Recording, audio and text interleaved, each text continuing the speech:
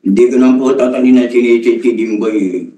Ang nang kinapako lang po siya. Naglakad po ako sa ibabaw ng putek. Gamit ko po yung yung styrofoam pump, Your Honor. Yung po ginawa kong pamamaraan para makalakad po ako sa burak. Ang dagong yan says a lot. At yung isang pinaka-sinesay niyan ay kung talagang sa tubig lang bumaril, dapat walang dugo sa bangka.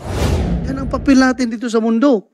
Mapulis ka man o anong papel mo dito sa mundo, sa pagiging tao natin, dapat tayo'y mag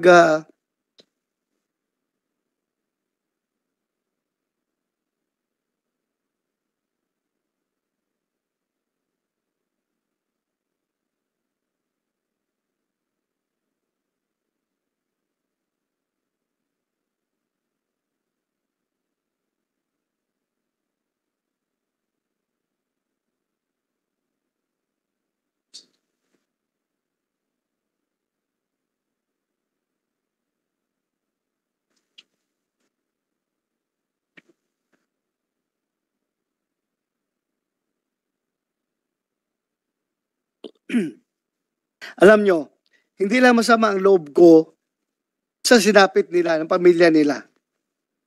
Masama rin ang loob ko para sa inyo. Para sa inyo. Manong Nicanor. Yes po. Nick, yung na-recoveran mo sa katawan ni Jimboy ba ay doon mismo sa tinalunan niya kung saan siya yung doon nakapark yung bangka at doon siya tumalon. The same spot ba? Doon mo siya nakuha? Your Honor, hindi ko po alam kasi kung dumating po ako dyan tapos na yung mga shooting incident. Alas 3 na po ako ng hapon ng nakarating dyan sa pinangyarihan ng krimen na yan, Your Honor. Kaya nga, parang, diba? Malawak yun ba? Paano mo tinatansya na dito ko makita yung pamangkin ko? Paano ka nag-decide na doon ka maghanap? Your Honor, ang naging batayan ko dyan, ang ginawa kong basya, yung mga ayon sa mga narinig ko sa mga nakasaksi, yun po naging basya ko po doon, Your Honor. Okay, salamat. So gaano ka lalim na yung tubig na sinisid mo sa panahon na yun? Yung dumating po ako, Your Honor, mataas po talaga ang tubig, alis. Kung lampas tao po. Lampas tao? Pero nung lumusok po ako ng 4 p.m. po, halos gabewa ko na lang Pero nung napapabdingin sa katawan ko, pag nakaapa ka ng putik, yung burak ba? Okay, so bumaba na yung tubig sa mga bandang bewang. 4 p.m. po. Okay, thank you, Senator Risa. Salamat kayo, Mr. Chair. Attorney Canor, nabanggit rin po na may nakita kayong basyo ng bala sa bangka. Tama po ba yun? Yes po, Your Honor. Pwede nyo bang ikwento paano nyo nakita yun? August 11 po, yung araw na kinakapanayam ako ng reporter's notebook, Your Honor. Ngayon, pinakit po ako sa bangka ng reporter para maghanap kung may tama ho ba yung bala yung bangka. Kanina nga po, Sir Nicanor, sabi ni Sunny Boy, may tama daw ng bala sa tolda. Nakita nyo rin po ba yon? Hindi po part po ng bangka yung kasi yung tolda po yung nakasabi po yung para maging pahingahan lang po na ng mga tao doon. Silungan ba? Silungan. Opo. So sa araw ng August 11, nung sumampa kayo sa bangka, nakatiklop na po yung toldang yon. Opo, nakita ko na po, tiklop na po.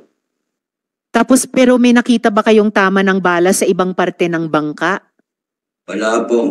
Wala po. Yun po yung nasabi ko sa mga reporter ng Sige po. Senator Risa. Yes, Mr. Chair. Mukhang sinabi niya kayo na walang tama ang bangka. So walang tama. Basyo lang yun, empty shell yung nakita niya doon. So, Nick, imagine mo yung bangka, mahaba ang bangka, di ba? Yes po, mga 8 meters po yun. Okay, mahaba. Opo. Kung mahaba ang bangka, saan porsyon ng bangka mo napulot yung empty shell?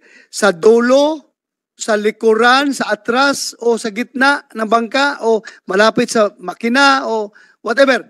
Kung mahaba ang bangka, sa gitna, sa forward, sa harapan, o sa likuran? Sa mana? Bandang gitna po, Your Honor, bandang gitna. Bandang gitna. Oh, yes po, Your Honor. Totoo po ba may dugo sa bangka? Doon po sa na yung Jimboy tsaka ni Sunny Boy. Tumiba ko din po. Mr. Chair, ito po yung pinapakita nating mga letrato ng dugo sa bangka. Saang parte ng bangka ito, Sir Nicanor, itong mga photos na ito? Yan din po sa may pula na yan, Your Honor. Yan din sa... Yan pala yung sinasabi kanina ni Sunny Boy na butas. Siguro, Butas na bangka. Yan yung butas na yan siguro. yan nga, Mr. Chair. Ito yan, Sir Nicanor, yung butas ng bangka na sinasabi ni Sunny Boy kanina. Your Honor, yung butas ng bangka niya, kumbaga yan, pinaka-apartment ng bangka, bodega po yan eh. Diyan po kumukuha ng tubig, itatapon sa labas ng bangka sa ibabaw. Diyan po kukuha ng tubig, then tatapon po sa ilog dagat. Opo, ito po yung nililinis ni na Sunny Boy at Jemboy nung araw na yon. So,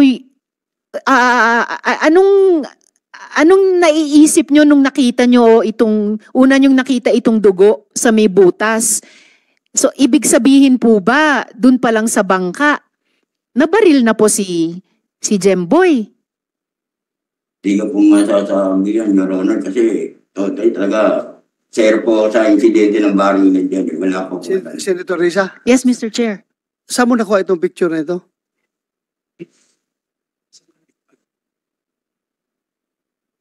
Sa isang residente po dun sa area, Mr. Chair, pinadala po sa pamilya, sa mga abogado. Okay, Captain Arabijo at saka Sergeant Galvez, bakit wala kayong picture na ganito? Kayo nag-imbestiga, di ba? Yes, Your Honor. May picture kayo niyan? Yung Wala dugo po. na yan? Gabi po kasi nung nag-respond kami. Ha? Gabi na po yun. Alas 5, umabot po ng gabi. Kaya di po kami nakaakyat dyan sa bangka. Yung Suko. mga nag-process po. Suko, kayo ang nag-imbestiga. Wala kayo nakita nito? Yes, sir. Dumating po kami, sir, sa crime scene is 8:50 na po ng gabi. Okay, then 50. Negative po, sir, kasi during that time, sir, umuulan po talaga. So, Malakas po ulan, sir. Negative. hindi nyo nakita ito? Negative po, sir. Scene of the crime operation. So, dapat nakuha ninyo ito kung talagang seryoso yung pag-imbestiga ninyo. Kung makikita niyo po, sir, yung sa pictures, maaga pa po yan. Maliwanag nga. po. Granting maaga at gabi. Mawawala pala yung dugo na yan pag gabi na. Kung hindi hugasan yan, hindi may mawala. Your Honor, with due respect po ulit, Ha? sabi nga po kanina, yung sokatin po natin po ay nag-arrive po ng 8:15 po ng gabi. Kaya nga, regardless of the time, the same day pa rin yun. Kung talagang siniseryoso yung pag-conduct nyo ng scene of the crime operations, nakikita niyo yan. Tingnan mo, civilian pa ang nagpakita ng picture na ganyan. Ano masasabi na sa atin ngayon dyan? We are inefficient with our job. We are ineffective. Hindi natin nakita yan. Simple dugo yan, pero it says a lot. It says a lot. Yung dugo na yan. Kayo, suko, hindi nyo nakita. Your Honor, yun nga po yung naging check po ng aming team. Dinoble check po ng ating mga personnel po. Kung ano po yung mga possible na pwedeng makuleta sa crime scene. Pumunta ka ba? Dahil po, sir, sa Pumunta ka condition- ba doon sa bangka? Yes, sir. Yes, sir. Po. Pumunta ka? Kasama po ako, sir. So dapat nakita mo yan. But anyway, Mr. Chair. yeah, go ahead, Senator Risa. At yung sabi nyo nga po, yung dagong yan says a lot. At yung isang pinaka-sinesay niyan ay kung talagang sa tubig lang bumaril, dapat walang dugo sa bangka. Dapat walang dugo sa bangka kung sa tubig lang namaril. So ibig sabihin, nasa bangka pa lang sina Jemboy at Sunny Boy, may natamaan na. Kasi dumugo siya dyan eh.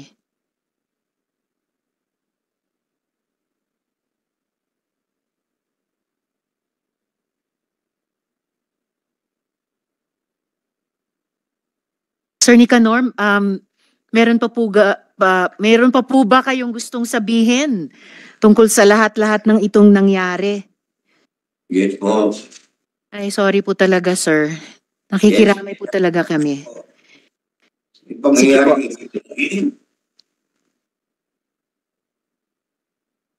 Sobrang pagkaawa na rin daw ako kay Jimboy. Yung araw na yun, oras na yun. Alam ko kagad may idea ako paano nangyari kay Jimboy yun. Alam ko may idea agad ako. Alam nyo, mga pulis, alam ko, biktima rin po kayo dito dahil ng maling impormasyon na tinanggap nyo, pero kailangan pagdusahan natin kung anong dapat natin pagdusahan dito. Dahil, alam ng Diyos, higit po sa lahat, buhay. Diyos lang po, tanging nakakaalam. Sino ang dapat? Ako ang hangad ko lang po talaga dito, hindi tayo magkakalaban. Mailamat lang namin yung katotohanan. Dahil wala naman po kami lalaban sa usigati ko. Pera-pera lang, wala. Dahil kami nga po yung mga naghahanap buhay, na hinahanap pa namin yung kinabubuhay namin. Dahil mangingisda lang po kami. Manong Nick, Yes po, Your Honor. Mali po yung sabihin mo na wala tayong panglaban. May gobyerno tayo na lalaban sa inyo. Yung piskal natin, piskalya natin na mag-prosecute ng kaso, hindi po yan babayaran. Hindi Your kayo Honor. kailangan maglabas ng pera. So, Your Honor, alam ko frustration mo. Mahirap din ako. Anak rin ako ng tricycle driver. Alam ko gaano kahirap ang buhay. Pero sa ngayon, wag baguhin natin yung ating paningin na porque mahirap tayo, wala na tayong pag-asa sa hustisya. May gobyerno po tayo na mag-alaga sa atin. Pabayaan natin sa piskalya yan. Sige lang, naintindihan kita. sa committee nyo, laki po nagpapasalamat ko dahil kaming mga binigyan niyo po kami ng pagkakataon para may suwalat namin kung anong tama, kung anong mali, kung anong totoo at kung ano po yung mga balaktot na pangangatiran. Yes, at kami po. Salamat po sa inyo. Kami po ay nagpasalamat sa iyo na nagtiwala ka dito sa aming komite at ikaw ay dumulog sa aming imbitasyon. Nagpasalamat po kami sa iyo at nagtiwala ka. At least may tiwala ka pa rin sa gobyerno. Maraming salamat at nagtiwala ka. Alam naman natin na kayong lahat dyan, hindi man kayo galing sa mayamang pamilya. Diba? Mahirap din kayo. Galing kayo sa mahirap na pamilya. At ngayon, alam ko na problema kayo ngayon kung anong kasasapitan sa inyong career after this investigation. Alam ko nangangamba kayo. Paano nyo buhayin ang pamilya ninyo kapag kayo'y matanggal sa serbisyo? So, hindi ito laban ng mayaman at mahirap. Laban ito ng hustisya at inhustisya. Justice versus injustice, itong labanan na ito. Kaya tayo, pareho tayo mahirap. Kita ninyo, hindi ba mangyari yan sa tatay ninyo? Hindi ba yan pwede mangyari sa kapatid ninyo? Yung kinasapitan nila ngayon? Mahirap lang ng pamilya natin, di ba? Pwede rin tayo maging biktima ng injustice sa pang-aabuso. Kaya sana, itong pagdinig na ito, you open your hearts. You open your hearts. Hirap. Kita mo kung gaano kahirap. Maging mahirap. At alam kong tayo ay lahat mahirap. Hindi kayo anak na mayaman. Otherwise, kung mayaman kayo, hindi kayo nagpulis. So huwag niyong kalimutan porque meron na kayong tsapa. Dapat yung tsapa ninyo, gamitin ninyo yan para makatulong sa mahirap. Hindi para mag-api ng mahirap. Yan ang papel natin dito sa mundo. Mapulis ka man o anong papel mo dito sa mundo, sa pagiging tao natin, dapat tayo'y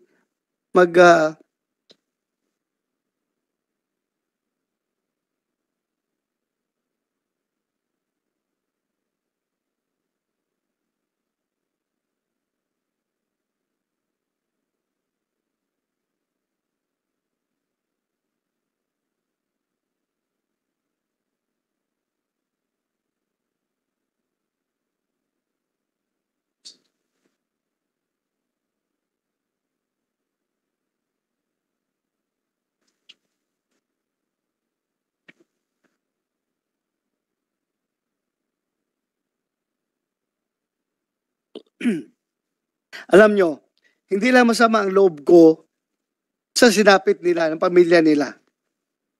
Masama rin ang loob ko para sa inyo. Para sa inyo. Alam ko man na hindi kayo lahat masamang tao. Pero dahil sa pangyayaring ito, somebody has to suffer. Somebody has to answer sa pangyayaring ito. Meron sa inyo mananagot. Meron sa inyo mananagot.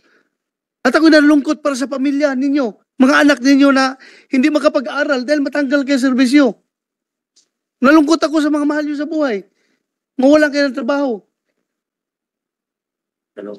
O puro lang ba kasamaan ng loob ang natatanggap natin dito sa mundo? Kung sana na sa utak natin, sa puso natin, gumawa ng mabuti. Siguro, gaganda ang takbo ng mundo kapag tayong lahat ay puro kabutihan ang iniisip, hindi yung pang-aabuso. Sabihin man ninyo na, sir, wala kaming intensyong masama na gumawa ng masama. Nagkamali lang kami. Nagkamali lang kami, sir. Pero yung pagkakamali ninyo, it cost the life of one Jimboy at paghihirap at pagluluksa ng isang pamilya na nawala ng isang mahal sa buhay na Jimboy. Kaya, sana, sa pagdinig na ito, lalabas ang katotohanan, kayo magsabi kayo ng totoo, mag-cooperate kayo. Tapos na yung panahon na magtatago tayo ng kasalanan ng ating kapwa. Masakit man na madiin yung ating kasamahan sa trabaho dahil sa sasabihin yung katotohanan, pero sabi ko nga sa inyo palagi, the truth shall set you free. The truth shall set you free. Masakit man, body kita, kasama kita, pero kailangan sabihin ko yung totoo para mag-improve ang sitwasyon ng ating pamulis. Intindihan niyo ako, mga pulis? Intindihan niyo ako? Ha? Dapat ganun ang gawin natin ito. Hindi tayo magsigitakip ng takip. Kung hindi kayo nagtatakip, hindi kayo makukontem. Oh. Kayo, hindi kayo ma-cited in contempt. Kung hindi kayo nagtatakip, wala kayong tinatakpan. Kasi nakikita namin na may tinatago kayo. Kaya sinahit namin kayo in contempt. So kung wala kayong tinatakpan, ang ganda ng takbo na investigasyon natin. Hindi na tayo dito magsisigawan, hindi na tayo dito magpapahiyaan. Ako, I really hate. Yung pulis ko, mga tauhan ko, patayuin ko, gawin kong police line. Hindi ko katanggap-tanggap sa akin yan. Kayo mismo, parang ginawa ko kayong police line kanina. But andito na tayo sa sitwasyon. Andito tayo, nag-imbestiga tayo, kailangan makamit natin yung katotohanan at justisya. So we have to do that. Kahit nasakit sa kalooban ko. Mga tauhan ko kayo dati. Tapos, ginawa ko kayong police line. Hindi yan acceptable sa akin. Pero andito tayo, kailangan makuha ang justisya at katotohanan. Kaya gawin natin ito. Kaya kayo, masakit man na madiin natin yung ating kasamahan. Masakit man sa kalooban nyo. Madiin yung ating kasamahan. Kayo, investigador, alam ko, yung simpatiya niyo na sa kasama niyo, ayaw niyo mataob yung kanilang kaldero. Kasi ganun din ang maramdaman ninyo. Pag kayo mawalan ng trabaho, masakit man. But isipin natin lahat na may Diyos na nanonood sa atin ng lahat ng ginagawa natin dito sa mundo. Kung hindi mahuli, hindi madiscover yung kalukuhan na ginagawa natin dito sa mundo, pagdating sa langit, mananagot tayo kay Lord sa ating lahat ng ginagawa. Di ba? Intindihan niyo ako, mga pulis? Ha? So magtulungan tayo dito.